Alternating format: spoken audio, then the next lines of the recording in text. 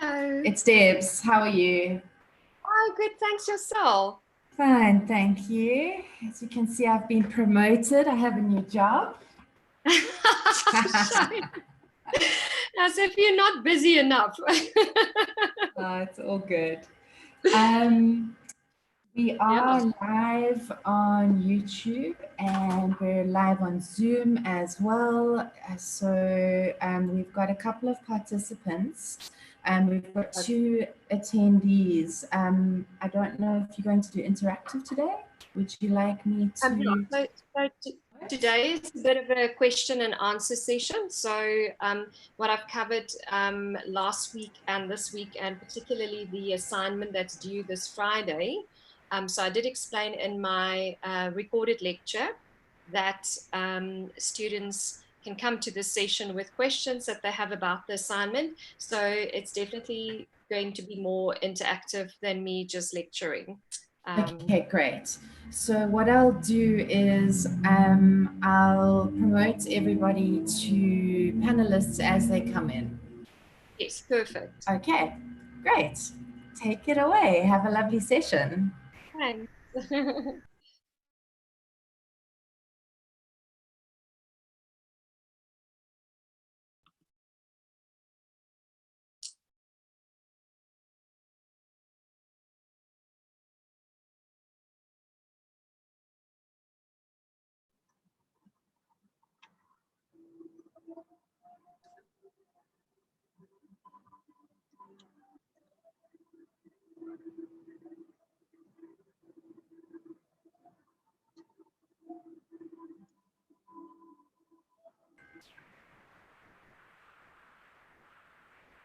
Marika, are you still there? Oh, you had frozen for a bit. I was just checking that you were okay.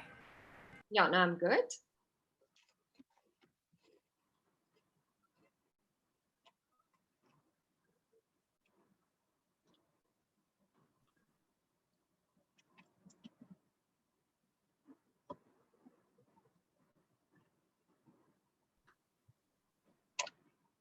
Debbie, should we wait for a few more or should we just start?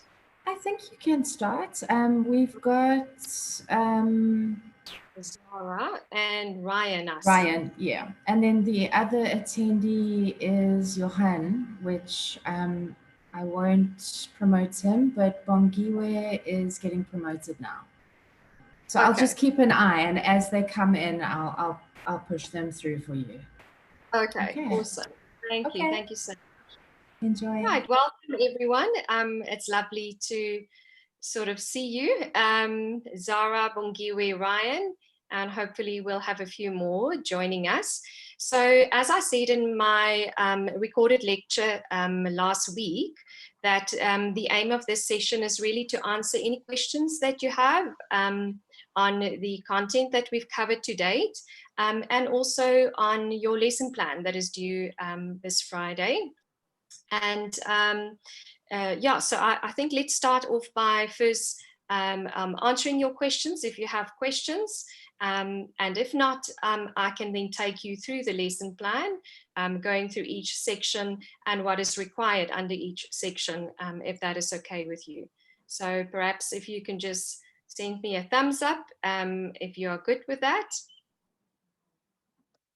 Right, and of course, if you want to ask a question, you just need to make your video, put your video on and unmute yourself, and then you are able to chat to me. Right. Zara, I see you've unmuted yours. So is there anything that you would like to ask or say? I just had a question about the values and attitudes in the EMS and accounting lessons. I seem to struggle to find them, to relate them to financial literacy. Thank you. Okay. Okay, awesome, Zara. I am going to give you some examples just now when I go through the actual lesson plan. I've actually jotted down a couple of examples, which I'm hoping would help a lot of you who do battle with that section. Of course, your CAPS also gives you a little bit of a guideline around the values, but I've also put some in for you. So just now, once I've answered all the questions, I will take you through that. And Zara, then you'll be able to see some examples of those values. Is that good? Right.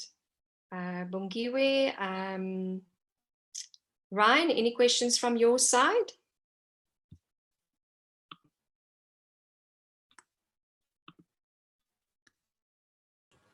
Right. I'm happy, thank you. Okay. Good. Thank you, Ryan. Right. So I think what I'll do then is let me just then take you through the actual lesson plan and what is expected. And then please feel free to stop me at any time. Hi, how are you? Good. Thank you yourself. Bongiwe, won't you just unmute yourself because you are muted, so I can't hear you. So Okay. Awesome. Okay, I can hear you now. Okay. I just wanted to check. There's a section at the beginning of the lesson plan where it talks about the previous topic and the topic which follows that. Does that refer to prior learning or? Yes. It can refer to prior learning. So, for example, if you are busy doing the trial balance in EMS under financial literacy, you will say that the previous lesson you've shown students how to close off ledger accounts. The following lesson would be where you give students a trial balance with errors that they need to identify. So really testing deep understanding of the double entry principle, picking up errors and the trial balance. So yes, in essence, it's giving me a small scope on what you taught before and what will follow in the lesson or in the next lesson, just so that I can see where your particular lesson fits in, if that makes sense. Okay, I understand very well. All right, okay. Thank you. Right. So I'm going to go through the lesson plan. I'm going to share my screen with you all now. And as I said, please feel free to stop me at any point, and then I will answer questions if you have questions pertaining to particular sections of the lesson plan. So Mishka, welcome. I see you've just joined us, and I see that your mic is live. Is there anything you would like to say or ask?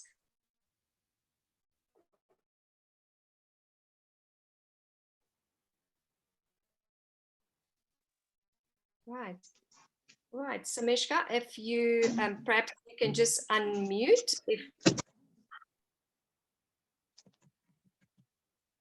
if you don't have questions, then you can maybe just unmute, and then of course you can unmute if there's anything you would like to say.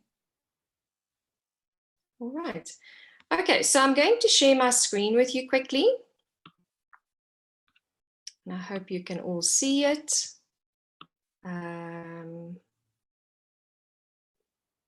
Right.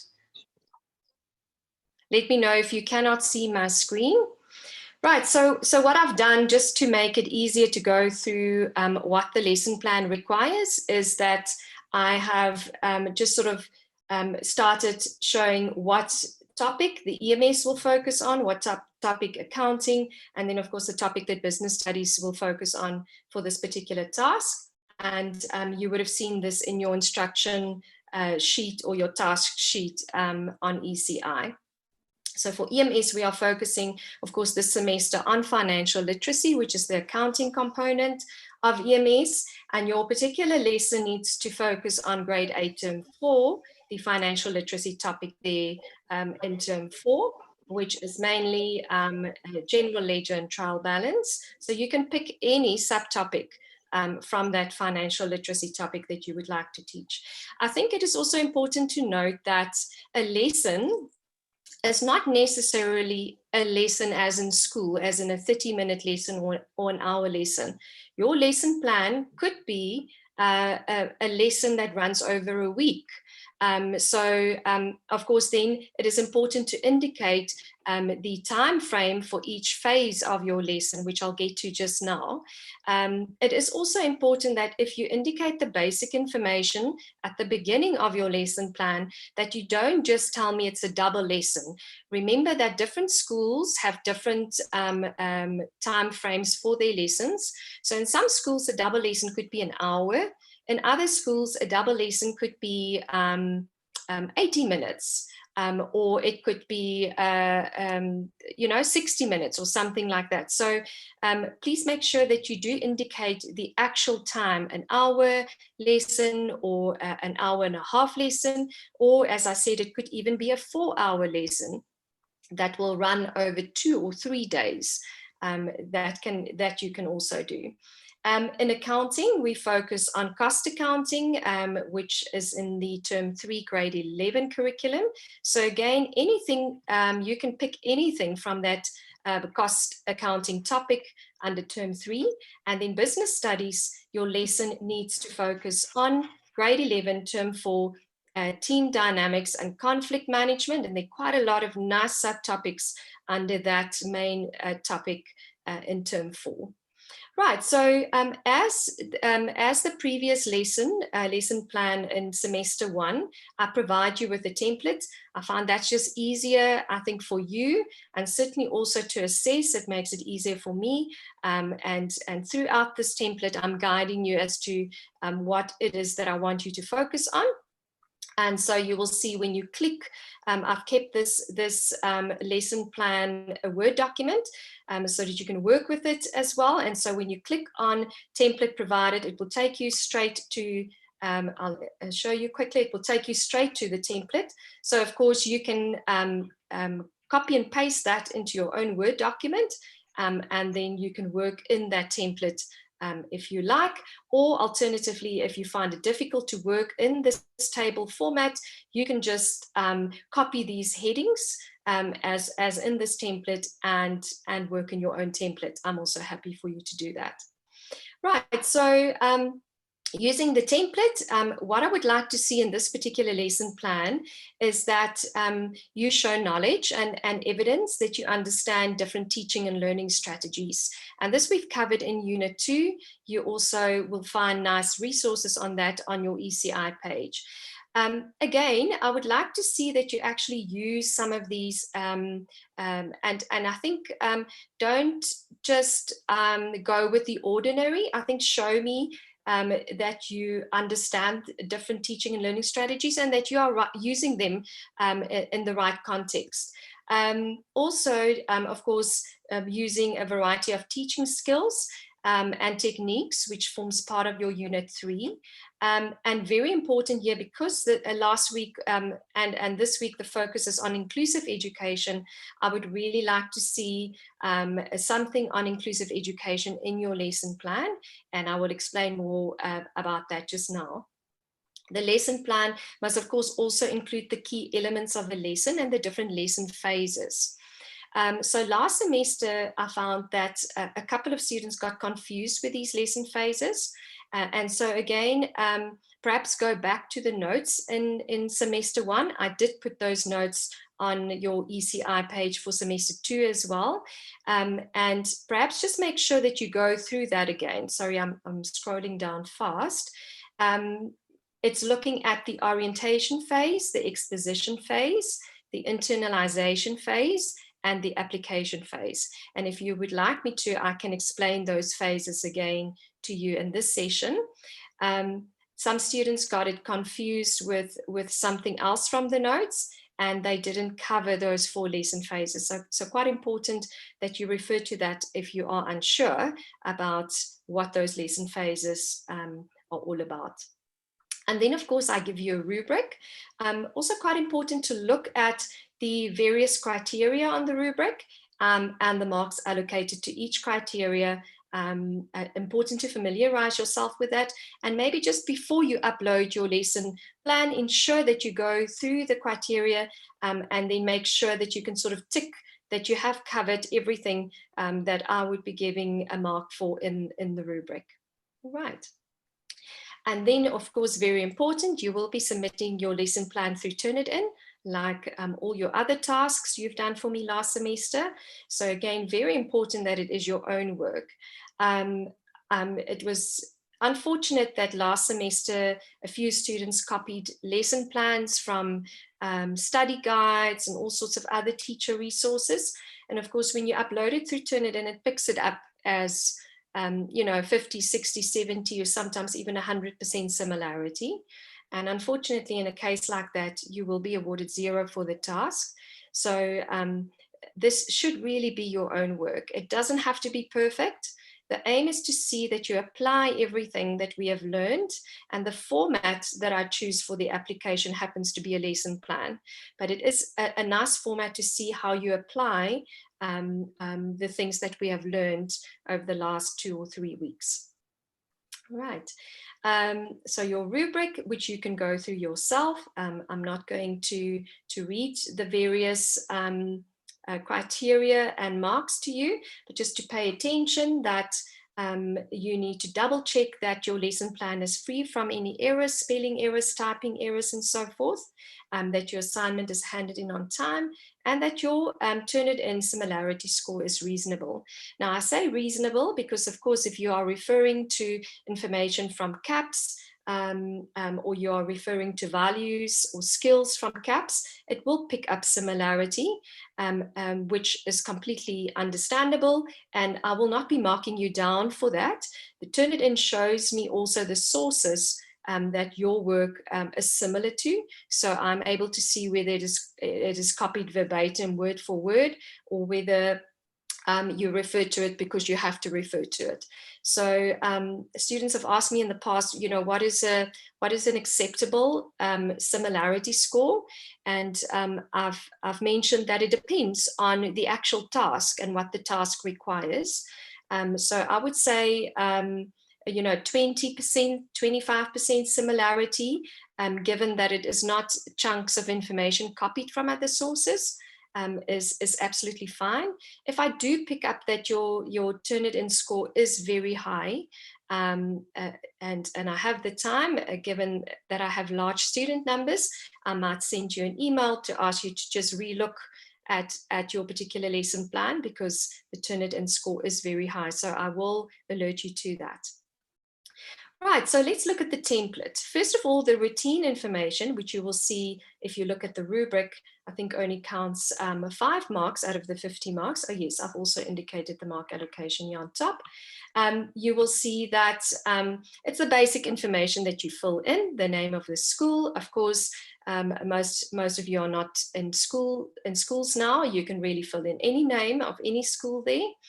You can also leave it blank, doesn't matter. The grade is very important. The subject, of course, the theme, which will be the main topic that I've given you in the actual task, and then the subtopic of this lesson.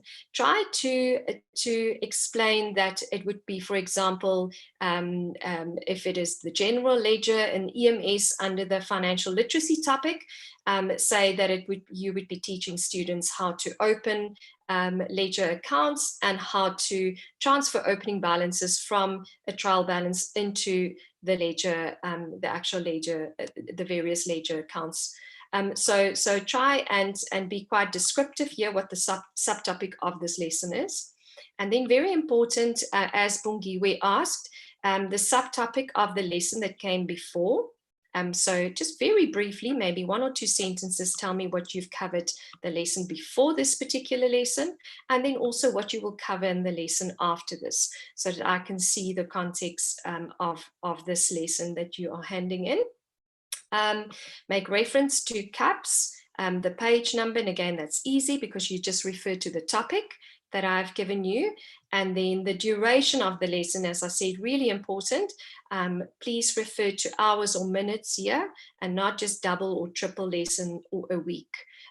because I need to know how much time in that week, if it is a week lesson, that you will assign to that. Right, then we start with some key questions. I changed it a little bit from the previous template. What I would like you, and it's very similar to what we had as lesson outcomes in the previous template, but I thought you might find this a little bit easier. I want you to write down 1, 2, 3, the most important questions that learners should be able to answer after this lesson. So basically at the end of this lesson, learners should be able to answer the following questions. What is the difference between a balance sheet account and a nominal account? With a double entry principle, what type of accounts increase on the debit side? What type of accounts increase on the credit side? So it's the basic kind of questions that you would like them to know the answers to at the end of the lesson. The skills, what skills do you want learners to show competency in at the end of your lesson? So discuss the skills you wish to develop. You can do it in bullet form, you can do it in paragraph form, whichever format you prefer. So I've just jotted down a couple of examples that I think might help you if you battle to identify skills. So you might want to start, if you're writing in a paragraph, to say during this lesson, learners will learn how to, perhaps your lesson will include research. Perhaps it is to solve particular problems. Perhaps they are going to do a group work activity and you want to see how they lead a particular group work activity, or how they manage themselves in a group work setup. Also the skill could be you want them to learn how to motivate, to be self-motivated if they're working on their own, or how to perhaps to motivate others if they're working in a team. Perhaps it's taking initiative and discovering new information, or self-directed learning. Communicate, perhaps some of the skills you would like to put emphasis on in your lessons, communication, whether it be verbal or written, if it's going to be essay writing or an oral. Perhaps it is for them to think critically, and so the list goes on. This list is by no means exhausted.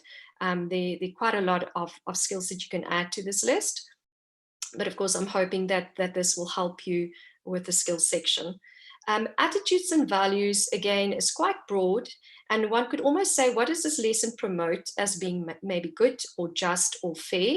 And again, you can provide a short paragraph of this in your lesson plan, or you might just want to put bullets. And again, I'm happy with either format there. Perhaps this lesson will provide values and attitudes such as how to work independently, how to work accurately. You know, this is particularly important in accounting. How to, or neatness, or ethical behavior, or judgment, how to exercise sound judgment. Responsibility maybe, perhaps respect of rights of others. This could even be incorporated into group work as well. Respect for environmental sustainability. So the emphasis there really is on how will this particular lesson contribute to positive attitudes or good values that you would like to instill in your learners, or values that you would like them to explore and learn more about. Right, please do stop me if you have any questions at any time. Right, and then section 3, which is 7 marks, you need to summarize your understanding of the most important content, knowledge of this lesson. And again, you can write this up in bullet points, or you can write it up in a paragraph form. Your textbooks that you have will really assist you here, because you would almost be able to use the headings and some subheadings from that section in the textbook to guide you here. But this is quite important for in case you have this lesson plan at school and you are absent, and a locum teacher walks in and picks up this lesson, she should be able to see an overview of the content that you would have liked to cover in that particular lesson. So that makes section 3 quite important, an important aspect to include in your lesson plan. Lesson 4, we look at the learners in relation to the content knowledge. So here I would like you to think about the learners that you have in front of you. Again, it's difficult for those of you who are not currently in schools, or perhaps have never had the opportunity to do a teaching prac. I think then perhaps imagine a class in a particular school in a particular area. How is the content knowledge linked to the prior knowledge of learners and or current affairs? So, and again, try and answer some of these questions. You might not answer all of them, but I would like you to answer some of these. What subject, vocab, terminology would learners need to learn during this lesson? I think particularly with subjects like EMS, business studies, and accounting, often those terms are not part of the everyday terminology and vocab that our students use. So, so often we introduce new business terms, new accounting terms. And so what is the typical subject, vocab, or terminology that they would need to learn?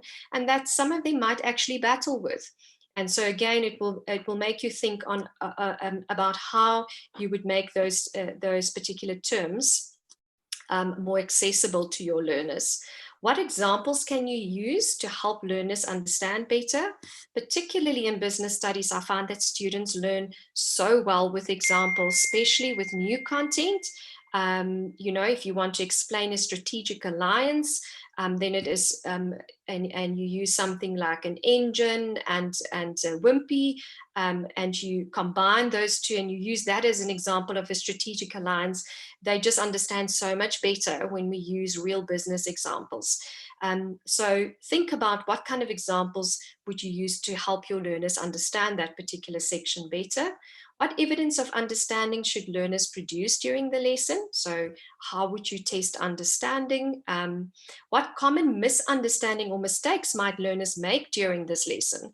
And that's also something that one has to think about. It could be in accounting that they perhaps don't understand that a particular account is an expense and not an asset. So for example, stationery, why is stationery regarded as an expense and not an asset? And it's perhaps something that students usually find difficult to understand. So how would you, first of all, identify what that is, and then perhaps think about how you would go about from the beginning, helping students with that particular misunderstanding. So almost making it known from the beginning. Yeah, so the next one follows on that. How would you preempt the possible misunderstandings that learners may have? Again, you can write the section in a paragraph form, and perhaps 1 or 2 paragraphs if you like. So I've just given an example here. The content of this lesson perhaps is complex, and many of the learners will be exposed to terminology they may not know, such as, and then you can give examples of those. Perhaps the financial literacy, teamwork, or accounting skills I wish to develop are, and then name some of those. And I will use the following sources or videos or examples to explain.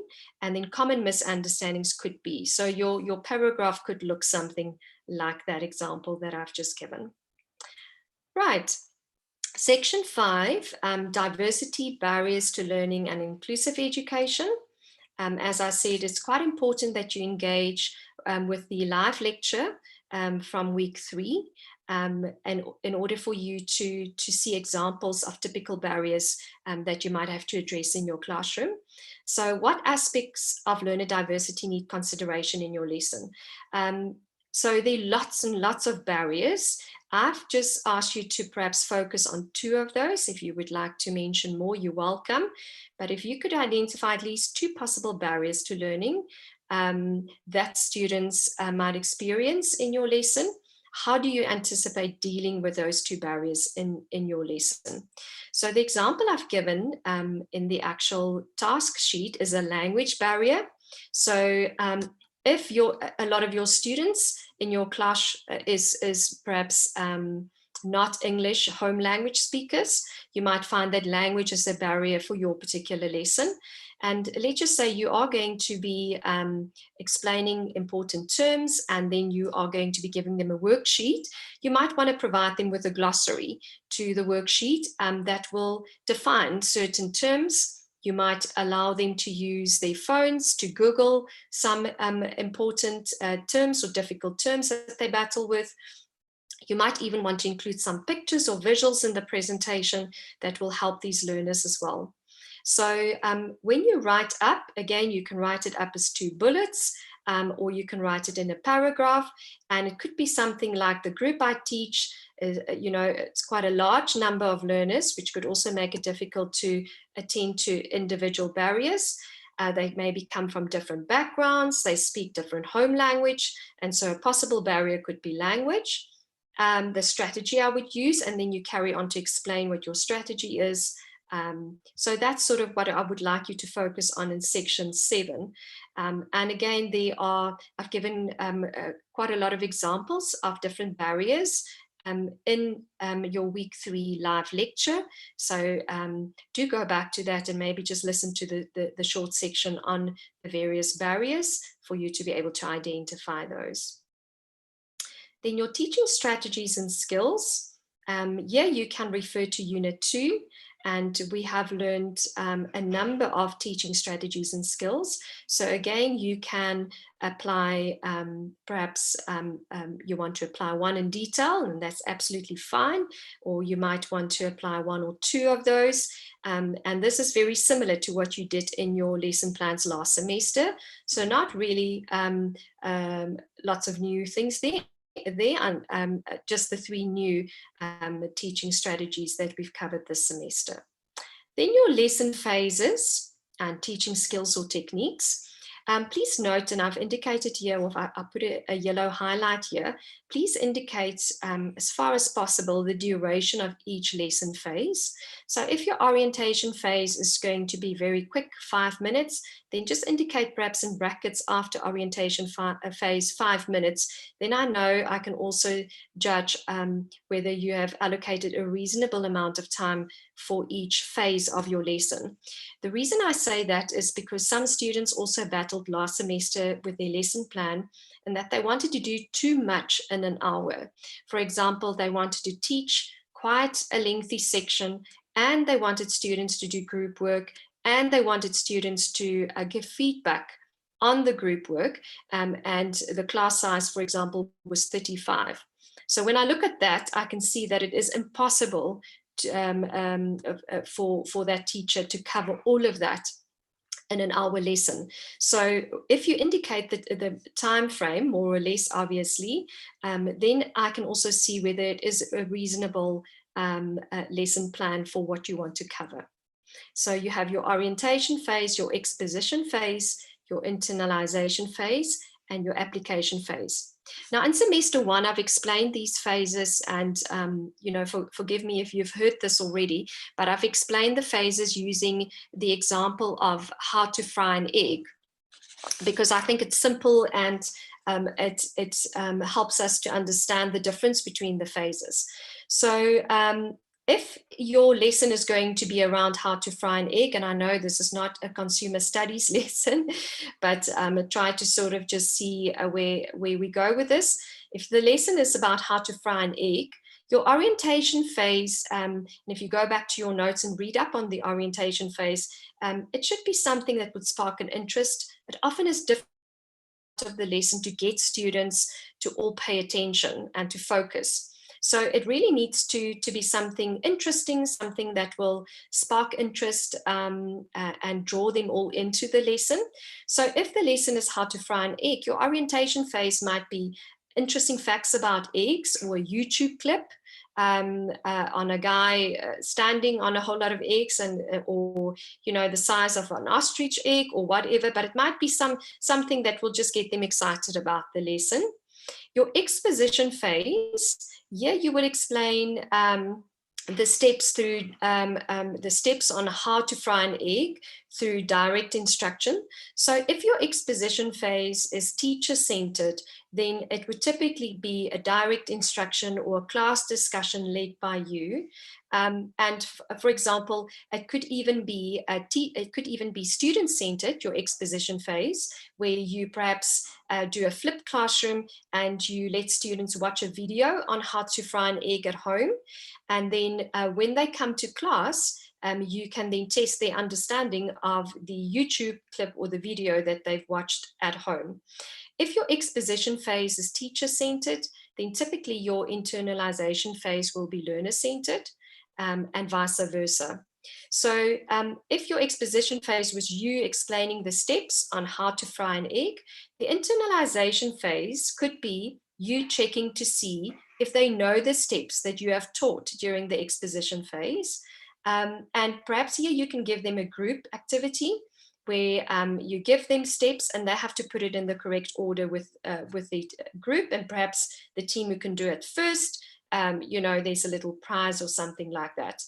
Or it might be if exposition was them watching a video, your internalization phase might be you asking a couple of questions, and from their responses, you might be able to see that some of them are still unsure, or perhaps there's a particular step that they don't understand, in which case you will then reteach that.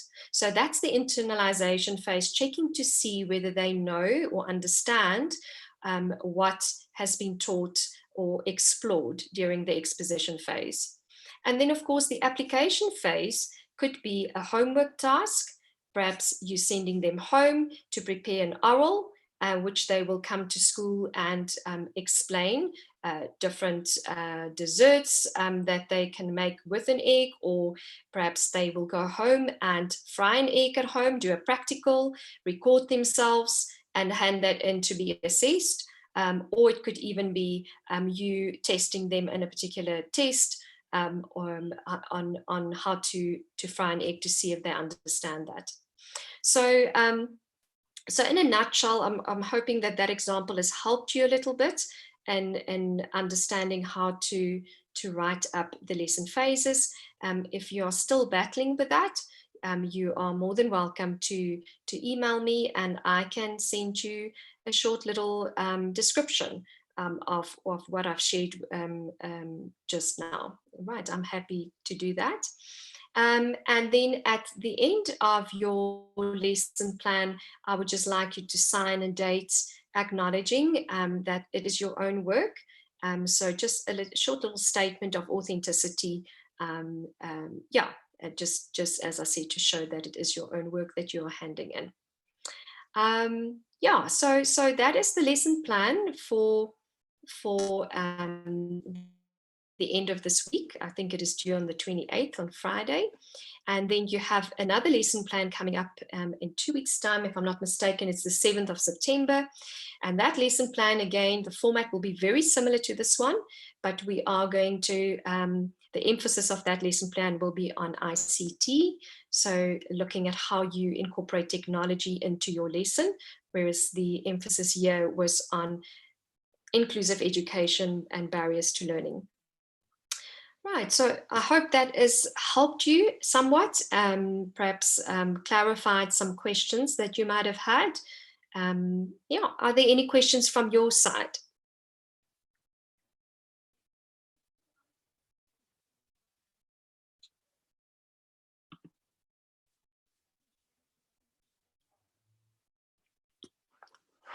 Bongiwe, you happy with that? I see a question from Zara. Zara's asking, do we have to include a reference list? Zara, I think under your, if for example, you're using an activity from a textbook, that's going to be one of the things that you bring into your lesson, then please do reference it. So perhaps at the end of your lesson plan, you can then include your reference list. So that might be a good idea. Ideally, I would like that so that I can also see whether you've developed the activity yourself, or whether you have used a textbook, which you're more than welcome to use for activities. So yes, please do include a reference list. Right. Any other questions from anyone else? Ryan, you happy? Samishka? Zara's indicated, right? Marika, just to let you know that we don't have any questions on YouTube either. Okay, thank you so much, Debbie. Thank you. Sure. All right. Okay, so if there are no more questions, then I wish you well for the rest of this week and the weeks ahead. And as I said previously, please don't hesitate to email me if you have particular questions. I'm more than happy to answer those. And yeah, good luck. Good luck for everything that's lying ahead. And those of you who are busy teaching, good luck with that as well. I know it is testing and trying times, but I'm sure we'll get out to the other side much stronger. And at least we're on level 2 now, so all good. Right. Thank you, everyone. Thank Chat you so soon. much for a lovely lecture, Marika. Have a lovely evening. Thank you. Thank you, Debbie. Good night. Bye-bye. Thank you.